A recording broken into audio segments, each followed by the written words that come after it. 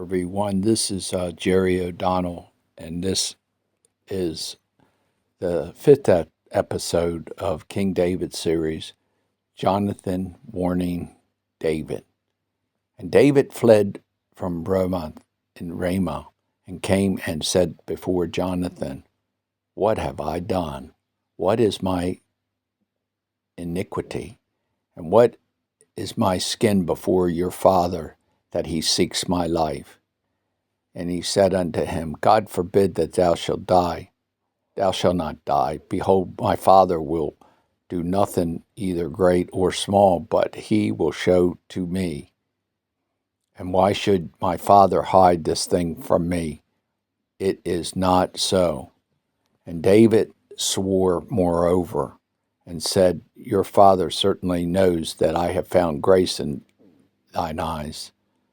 And he said, "Let not Jonathan know this, lest he be grieved.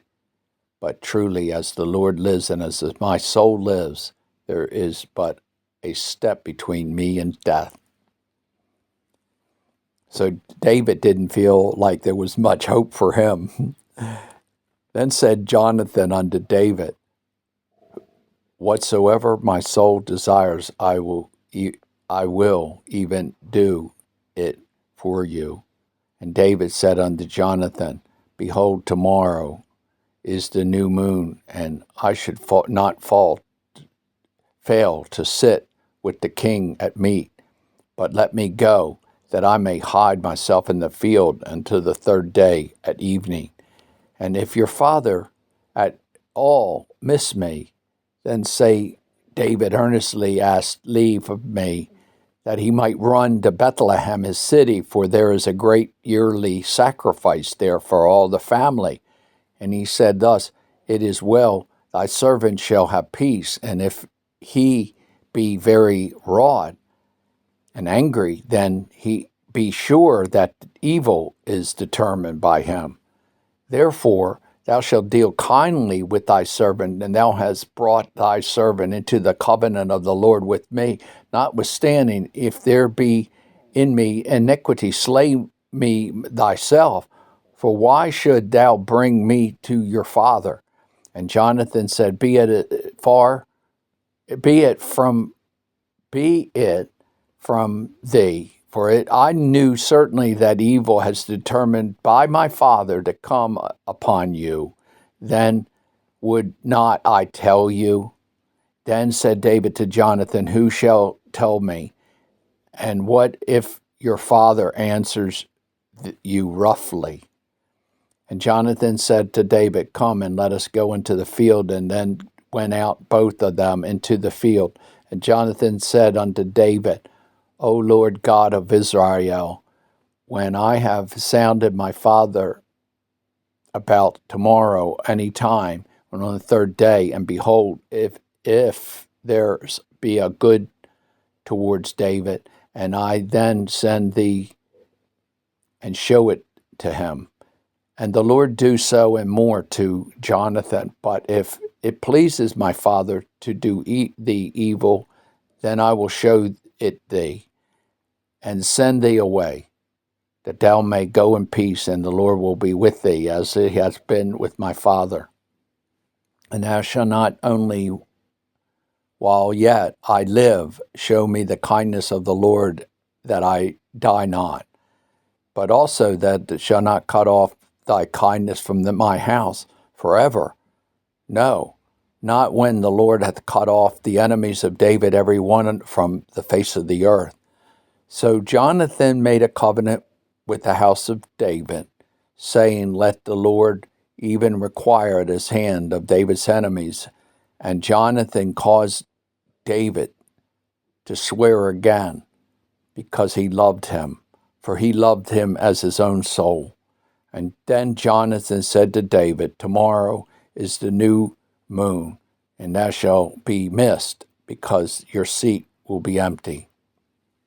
And when thou hast stayed there 3 days, thou shalt go down quickly and come to the place where thou hid thyself when the business was in hand, and shall remain by the stone Ezel, and I will shoot 3 arrows on the side thereof. And as I shot at the mark, and behold, I will send a lad, saying, Go find out the arrows. And if I expressly say unto the lad, Behold, the arrows are on the side of thee, take them, then come, and there is peace to you, and no hurt, as the Lord lives. So basically, this is like code. Shooting these arrows and sending his servant was a code to see if it was going to be well with David or really bad, and David would have to flee. But anyway, but if I say to the young man, Behold, the arrows are beyond thee, go your way, for the Lord has sent thee away. And as touching the matter which thou hast and hast spoken, behold, the Lord be between thee and me forever. So David hid himself in the field, and when the new moon was come, the king sat him down to eat meat. And the king sat upon his seat as at other times, even at the seat by the wall. And Jonathan arose, and Abner sat by Saul's side, and David's place was empty. Nevertheless, Saul spoke not anything that day, for he thought something had fallen him, and he is not clean. Surely he is not clean. And it came to pass on the morrow, when the second day of the month, that David's place was empty, and the Saul said unto Jonathan his son, Wherefore come not the son of Jesse to me, neither yesterday nor today? And Jonathan answered Saul, David earnestly asked leave of me to go to Bethlehem. And he said, Let him go. Let me go, and I pray thee, for our family has to sacrifice to the city, and my brother and he commanded me to be there. Now, if you found favor in thy eyes, let me get away, and I pray thee, and see my brethren. Therefore he came not unto the king's table.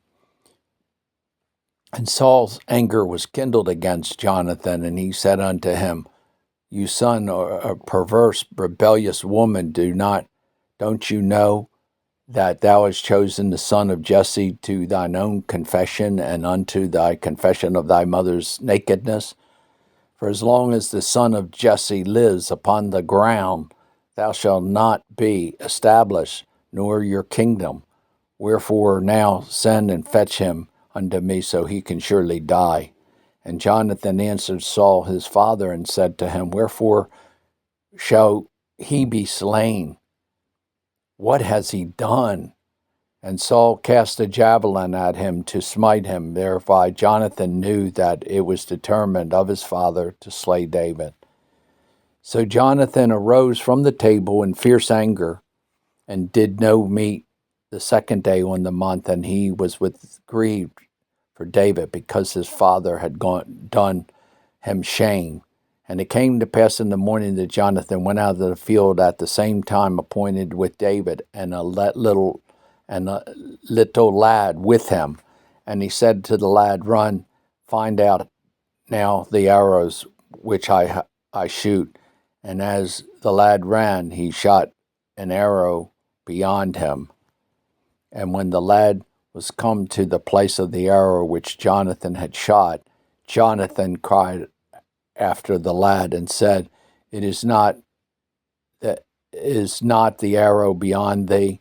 And Jonathan cried out to the lad, Make speed, make haste, stay not. And Jonathan's lad gathered up the arrows and came to his master. But the lad knew not anything. Only Jonathan and David knew the matter. So it was a secret. And Jonathan gave his artillery unto his lad, and said to him, Go carry them to the city. And as soon as the lad was gone, David arose out of the place towards the south, and fell on his face to the ground, and bowed himself 3 times, and kissed one another, and wept with one another, and until David exceeded. And Jonathan said to David, Go in peace, for as much as we have sworn both of us in the name of the Lord, saying, The Lord be between me and thee, and between your seed and your seed after you. And he arose and departed, and Jonathan went into the city. And that ends this episode, and it's a powerful thing, and it's a continual thing with Jonathan. Can you see the anguish of David? I mean, man, and consider this went on for 17 years, man. Whew. But anyway, I thank you for tuning in, and may God bless you.